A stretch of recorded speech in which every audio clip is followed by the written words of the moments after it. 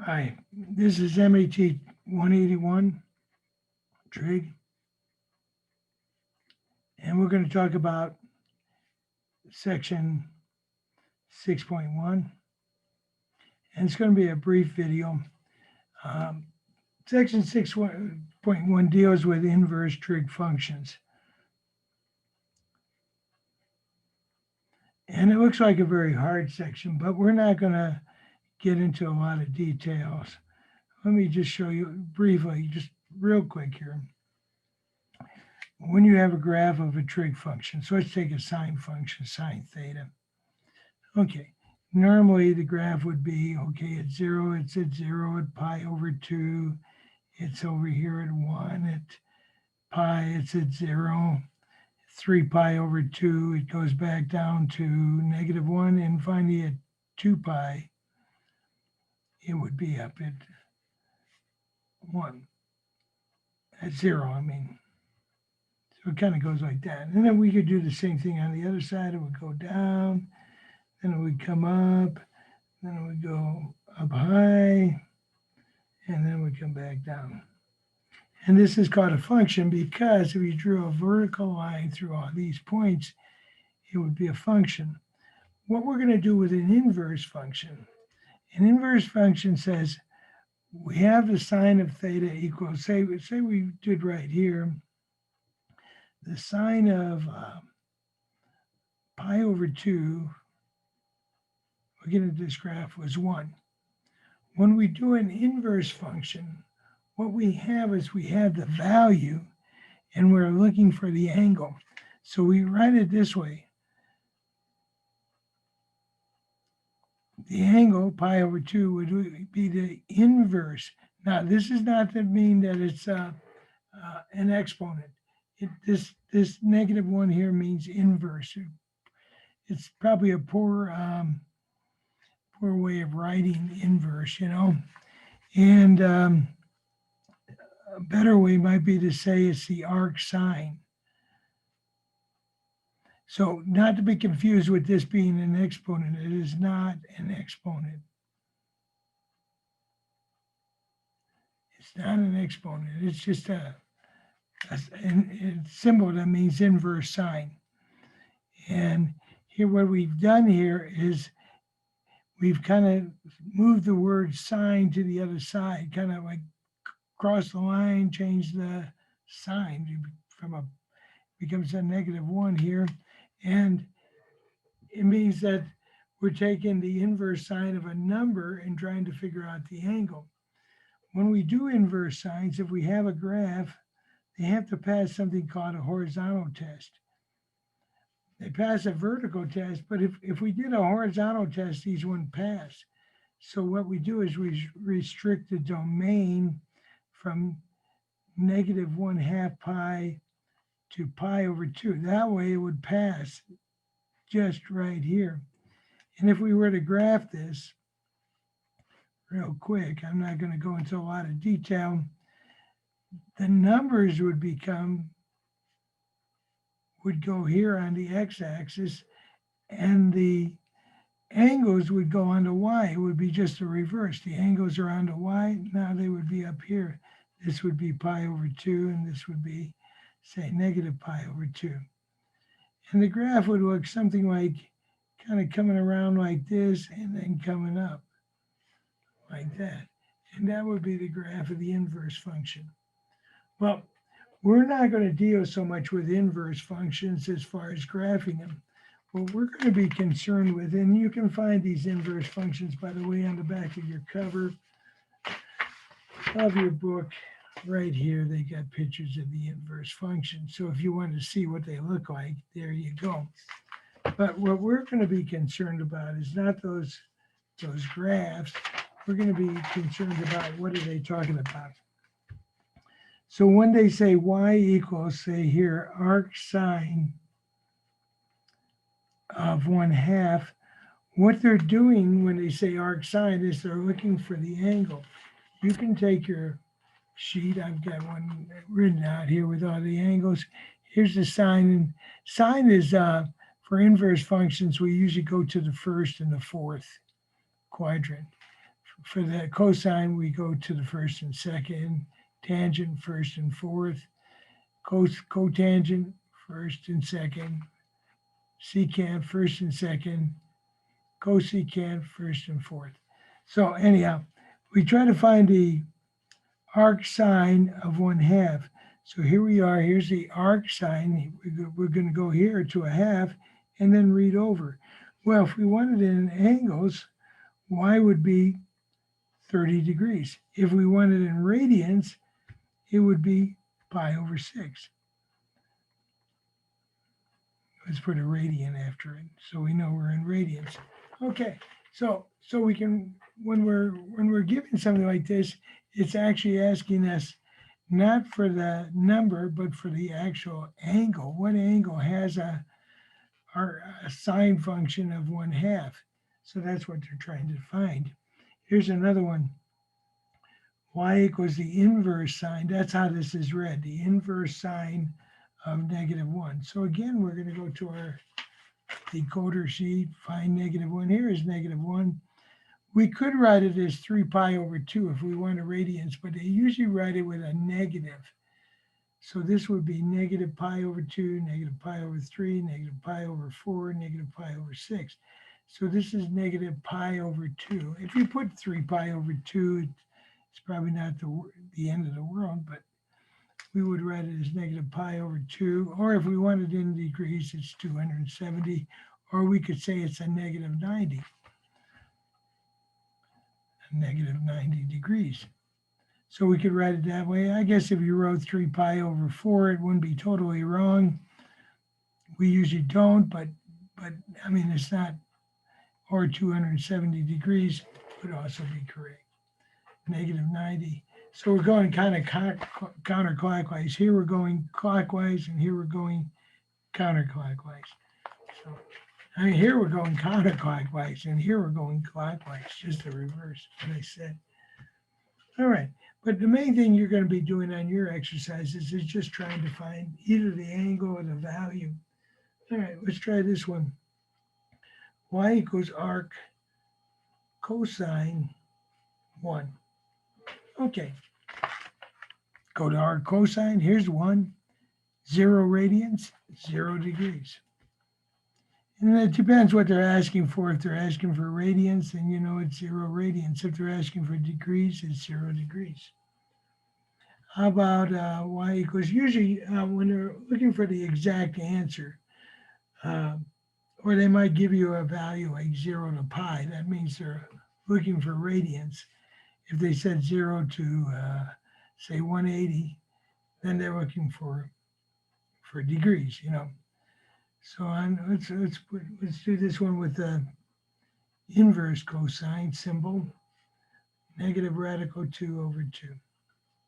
So that's probably going to be in the second quadrant, negative radical 2 over 2, read across 3 pi over 4, and that's all there is to it. Or if you wanted degrees, if they were asking for degrees, it would be 3 pi over 4 would be 135 degrees. And that's all you have to do. It's not, you know, we're not going to get into a lot of difficulty, craziness. And they have the same thing for tans and secants.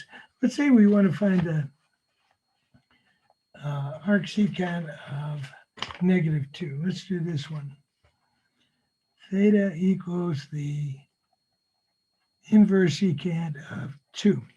Let's see if there is a 2 up here.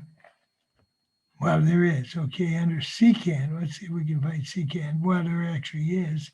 So that would be pi over 3. Just that easy if it was positive. So that isn't too hard. Or if they want the degrees, they might ask you to do it in degrees. Where was that? Secant 2. 60 degrees.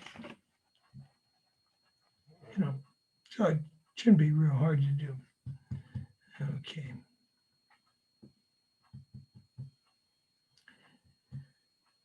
All right. Let's see what else we got here. I'm already on example 5. Okay, it says use a calculator to find the values of these. Y equals cosecant, inverse cosecant of -3. Well, and they say use a calculator. And this one, they want it in radians. They asked for it in radians. So first of all, you have to make sure, look on your calculator, turn it on, clear it out, make sure it's set to radians. Let's slide that over. It's in radians. Make sure, and then hit enter. Okay, hit your enter key. So now it's set to radians, but I don't have a cosecant key. So how am I going to do this? I don't have that key. How am I going to find this thing? It's like, okay. So what I'm going to do is I'm going to write this. I got to put it up here because I don't.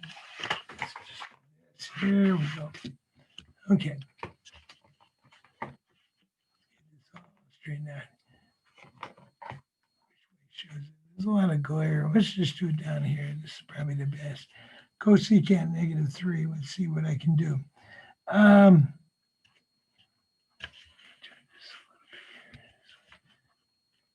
I guess I can somewhat. Let's clear this out. Let's check again.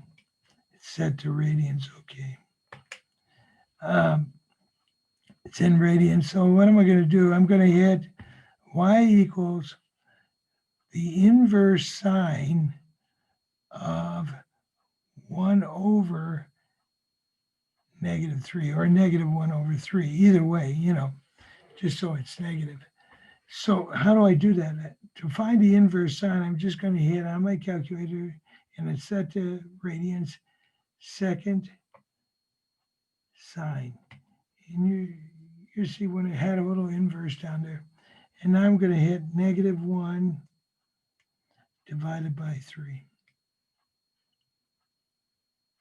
And close that parentheses. And that should give me the cosecant value. And this is going to come out a negative, and it comes out a bunch of numbers, 3, 3. I would just go out 4 places, 9, 8 radians. I would write down. So we know it's in radians. Now, suppose I wanted it in degrees. Okay. I'm going to take my function, change it to degrees. Okay, enter. Let's go back up here. Let's see if it gives it in degrees. Equals. Yes, that would be a negative 19.47 degrees. See, it gave it as a negative answer. And if we wanted it as a positive answer, you could just add 360 plus 360. And then you'd have about a 340.53 degree angle. So, you could write it that way too. Okay, let's find another one here. Theta equals arc cotangent negative 0.3541. And they want this in degrees. So let's go back up here. Make sure we're set to degrees, equals, clear. Okay, we're set to degrees. We're going to hit, we don't have arc tangent, so we're going to hit theta equals arc. We don't have cotangent, so that would be 1 divided by a -1 divided by 0.3541. Just like that. And then we can hit second. See, it's going to show a second there, the tan. And if you're doing it right, you see the inverse key. Okay, -1, hit your negative key down here. Divide 0.3541, I guess it is. This is the calculator that sticks. Parentheses. Equals. So this would be about a -70 degree angle. 70.5, or we could add 360 to it. It's about a 289.5 degree angle. So you can just convert it over. Oh, but I made a mistake here. On sine, when we're adding these angles, you see the tangent? We only want to add 180, not 360. We want to add 180 to these. I should have done the same thing here.